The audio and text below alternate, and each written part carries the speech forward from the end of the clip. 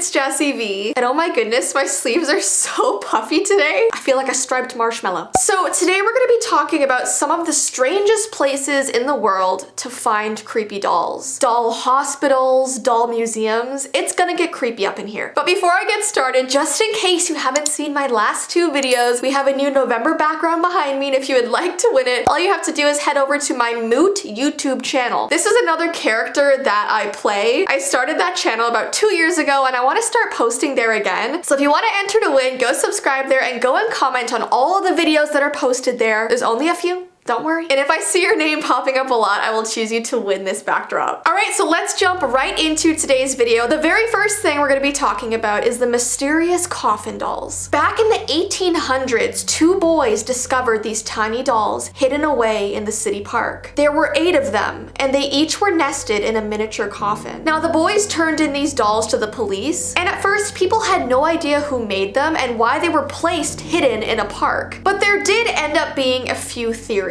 At first, people thought that maybe they were some sort of witchcraft items. Others thought they were supposed to be made to represent sailors who were lost at sea and didn't get a proper burial. And there was also a theory that they could represent the victims who were killed by William Burke and William Hare. Now, these 4-inch long dolls were actually in the hands of a collector up until 1901, and then 8 of them were handed over to the National Museum of Scotland, where they can be visited today. It has been theorized that the body of the dolls were made from wooden toy soldiers that were popular at the time. Because if you look very closely at these dolls, you can see that they're wearing military style boots, and there's like a line across their forehead indicating that they used to wear a hat. So yeah, these dolls are still kind of a mystery to this day, but some people do have some pretty interesting theories about them. The next thing I want to talk about is the Clone Factory. Clone Factory is a company in Japan that creates clone dolls of people. It has been said that these dolls reside in the Uncanny Valley. Now, if you've never heard of the term Uncanny Valley before, here's a bit of a definition for you. Uncanny Valley is a hypothesized relationship between the degree of an object's resemblance to a human being and the emotional response to such an object. So examples could be found in robotics, 3D computer animations, lifelike dolls, etc. So basically, it means that when you look at an object that's supposed to look like a human, it gives you very eerie, unsettling feelings. Because they're not real humans, but they look really close to being real humans. For a mere $1,700, the Clone Factory will make a digital 3D model of your head. They'll print it out on a 3D printer, and just like that, you'll have a horrifying 20-inch doll that looks exactly like you. And then once your doll is made, you can choose how you want to dress it up. Apparently, a lot of people do this for like weddings. So at the wedding location, you could have like a sculpture of you and your groom. I don't know if I would want to have a clone version of me. Would you guys? Comment down below if you would want that. The next place we're going to be talking about is a doll hospital. This place is called Hospital de Bonecas. I hope I'm saying that right. This doll hospital in Portugal has been fixing broken dolls for almost 200 years and somehow has remained in the same place and hasn't been shut down. It all started with this woman named Miss Carlotta, and she would sit on her porch and craft dolls for the local children, and she would just make these dolls out of like cloth. Eventually, these children would bring them their broken dolls so she could fix them. So Miss Carlotta would kind of act like a doll doctor, and all the kids knew of her, so she decided she might as well open a doll hospital. They opened this hospital in 1830, and not only is this one of the oldest doll hospitals in the world, but you can quickly realize that this is a home to hundreds of dolls and the family which created it. I think this is such a cool idea, and I mean, some people are pretty creeped out by this place, but it comes from someone who really cared about children. The next place I want to talk about is called the Crazy Dollhouse. There's an extremely creepy house that sits in a quiet neighborhood in Toronto, Ontario, and it is known as the Dollhouse. So this owner had been collecting stuffed toys and plastic toys for 20 years straight. And then one day they decided to place all of these dolls and items out on their front porch to be displayed. Now, this is apparently one of the weirdest and creepiest places in Toronto, and it's so close to my house, guys. Should I like go here for a vlog video or something? It's like right within my reach. I'm so close. Now, the dollhouse is not just dolls. There are toys, stuffed animals, plaques, signs. Some are hung from the fence, some are mounted on wooden stakes, and some are lining the porch and eaves. And this collection is often redone to suit the holiday that it is. So they'll have them decorated for Christmas or Halloween or Valentine's Day. And as you can imagine, this place attracts a lot of tourists. And this has become her passion over the years. It began as a harmless little collecting hobby after her husband sadly passed away. So doing this just gives her happiness, which I think there's nothing wrong with that. The next thing I want to talk about is called Nutshell Studies of Unexplained Death. And this is so strange. So a long time ago, forensic science did not exist. So crime scene investigation was very minimal. Police coroners did not have to be medically trained, which is crazy. So a lot of the time back in the day, people weren't able to catch the criminals who caused the crimes because there was just not adequate investigation. So this woman named Miss Frances Lee created 18 dollhouse room dioramas based on real life crime scenes back in the 1940s. And she basically donated them to the police department to help them train on how to properly investigate a crime scene. These dollhouse dioramas included functioning locks and lights and details such as overturned cups, bullet holes, and boxes of chocolates, as well as miniature bodies placed in a variety of disturbing positions. Like, some of these dollhouse rooms are so disturbing that I can't even show you guys, because she literally created them to look like real life crime scenes. And they were actually a huge stepping stone in how we investigate crimes today, which is crazy. People literally learned how to do things from these dollhouse rooms. I think that's so cool. Next, let's talk about Sydney's Doll Hospital. This doll hospital has been in operation for 100 years. It started in 1913 in the back of a general store. The doll hospital was a one-of-a-kind business from the start. Now, this doll hospital apparently became very, very popular in World War II because resources were very scarce, and the only toys that kids would have are ones that were previously owned or that they had owned for a very long time. So when their toys broke, they couldn't buy new ones, and it was really hard to find anyone that would fix it. Over the years, the hospital fixed every type of doll, from antique wooden figures to teddy bears to modern plastic babies. And today, if you go into this toy hospital, people think it's definitely kind of creepy because you'll see like doll arms all over the wall. You'll see doll parts all over tables. But this place is still active. Like, when people break any toys or dolls, they still bring it to this place, which is pretty cool. Next, we have a place called Musée de la Poupée. I hope I'm saying that right. I'm so sorry. This is one of the most eerie and unusual museums in Paris and is hidden in a quiet alley in the very crowded Marais district. The doll museum was opened in 1994 by people who were obsessed with dolls. The doll museum displays thousands of artifacts, toys, automatons, miniature mannequins, divination dolls, and witchcraft figurines. Some of these dolls even have real human hair. And they're all set up in like different positions, like tea parties, schools, etc. And lastly, I want to talk about one more doll hospital. This place is called Hospital de Bambol. I'm so sorry, I'm like butchering all these names. In an alleyway in Rome, there was a window showcasing porcelain doll heads, limbs, and bodies of dolls that are long lost and in complete disrepair. The workspace in this hospital is approximately 50 square feet, and the walls and counters are covered with parts of broken toys and broken figurines. And many people visit this toy hospital when they're in the area because of how bizarre the outside window looks. It looks so creepy but so intriguing at the same time. I feel like if I was ever in this area, I definitely would go here. Anyway, so guys, those are all of the creepy doll hospitals and places I'm going to be talking about today. If I missed any really good ones, definitely comment them down below. And don't forget, if you want to win this backdrop behind me, all you have to do is go subscribe to the Moot channel, so head over there right now if you want to. But I hope you guys have an awesome rest of your day, and I will see you in my next video.